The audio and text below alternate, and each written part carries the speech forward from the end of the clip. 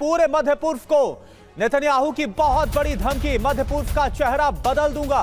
ये नेतन्याहू की तरफ से कहा गया। ईरान पर सैन्य और आर्थिक दबाव, ईरान पर राष्ट्रपति ट्रंप से अच्छी बात हुई है, लेकिन जिस तरह से ईरान को नहीं घेरा बल्कि पूरे मध्य पूर्व को धमकी दी है, तो क्या इसके बाद कहीं ना कहीं मध्य पूर्व में भी अगर मिडिल ईस्ट के देश उनके अंदर एक विरोध भी इजराइल को लेकर देखने को मिल सकता है? सुनिए क्या कहा गया।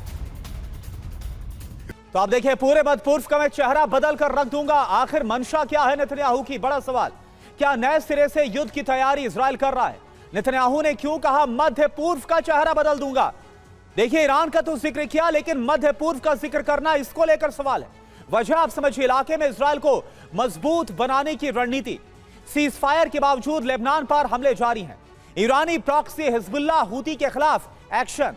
ईरान को न्यूक्लियर ताकत बनने से रोकने की कोशिश। जेके त्रिपाठी सर, एक बात बताइए, आपने भी इस बयान को सुना और इस बयान में सबसे खास बात है कि मध्य पूर्व का चेहरा, पूरा नक्शा बदलने की धमकी देते हुए नेतन्याहू नजर आ रहे। क्या इसमें आपको समझ रहा है? क्या नेतन्याहू यह चाहते हैं कि सबसे super power strong middle east के अंदर और पश्चिम एशिया के अंदर इजराइल होकर उभरे, या फिर जो ग्रेटर इजराइल का बार बार कई बार जिक्र हुआ है उसी बात को आगे बढ़ा रहे हैं?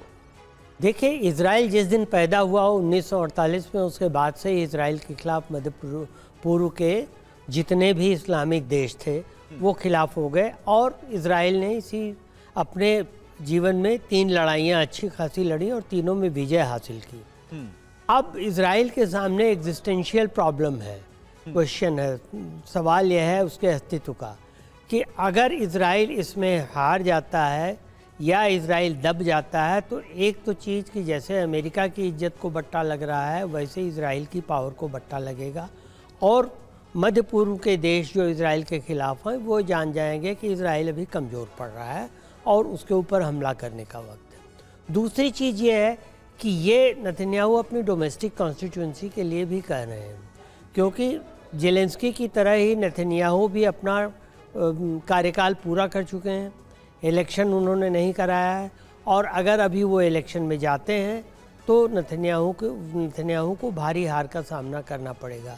इसलिए वो चाहते हैं कि इलेक्शन तभी हो जब वो एक तरह से जीत का सेहरा इजराइल के सर पे बांधें और अपनी जनता को, अपने वोटर्स को ये बता सकें कि देखिए, हमने इतनी ताकत से लड़के हमने ये जीत हासिल की है। अदरवाइज आप जानते ही हैं कि नेतन्याहू के खिलाफ भी इंटरनेशनल कोर्ट ऑफ जस्टिस में फैसला आ चुका है। जब साउथ अफ्रीका ने वो किया था तो बहुत ही नेतन्याहू भी बहुत बुरे फंसे हुए हैं।